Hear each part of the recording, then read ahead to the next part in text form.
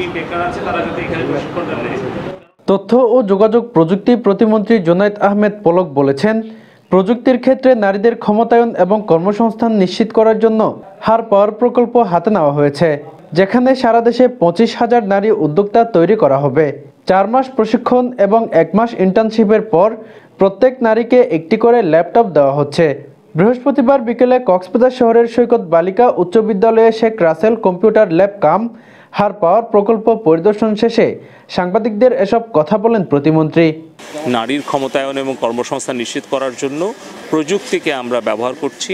আমাদের তরুণী এবং বোনদের মেধা এবং প্রযুক্তির শক্তির সমন্বয় ঘটিয়ে আমরা সারা দেশে 25,000 নারী উদ্যোক্তা তৈরি করার জন্য এই বিশাল প্রকল্প হাতে নিয়েছি এবং আমরা খুব সফলভাবেই এটি এগিয়ে নিয়ে যাচ্ছি। এখানে 4 মাস প্রশিক্ষণ, 1 মাস ইন্টার্নশিপ এবং তারপরে আমরা একটি করে ল্যাপটপ আমাদের নারী উদ্যোক্তাদেরকে দিচ্ছি, যারা ফ্রিল্যান্সিংয়ে পারদর্শী হচ্ছে, ই-কমার্স উদ্যোক্তা হচ্ছে এবং ব্যাপকভাবে যে মোবাইল ফোন, ইলেকট্রনিক্স সামগ্রী বা ল্যাপটপ এগুলো মেরামত করার জন্য কিন্তু একটা বড় কর্মসংস্থানের সুযোগ তৈরি হয়েছে। তো সেটাও আমরা একটা মেনটেন্যান্স ইঞ্জিনিয়ারিং ট্রেনিংটা দিচ্ছি, আর পাশাপাশি কল সেন্টার এজেন্ট। এভাবে আমরা আমাদের সারা দেশে 25,000 নারী উদ্যোক্তা তৈরি করছি। এ সময় তিনি বলেন, আগামী 5 বছরে সরকারের বর্তমান মেয়াদে সারা দেশে 10 লক্ষ তরুণ তরুণীকে আইটি সেক্টরের জন্য তৈরি করা হবে।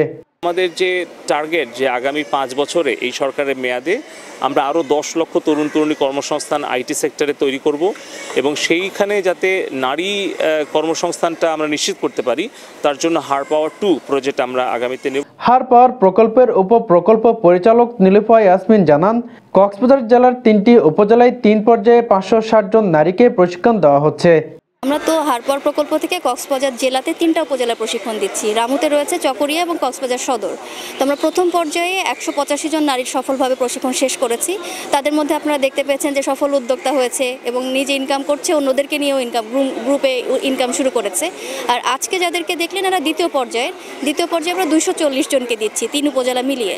আর তৃতীয় পর্যায়ে আরও 135 জন পাবেন, যাদের প্রশিক্ষণ আমরা সপ্তাহখানেকের মধ্যে আবার শুরু করছি। এই প্রকল্পে প্রশিক্ষণার্থীরা জানান, হার পাওয়ার প্রকল্পে প্রশিক্ষণের ফলে আইটি সেক্টরের দক্ষতার মাধ্যমে আয় করার সুযোগ সৃষ্টি হচ্ছে।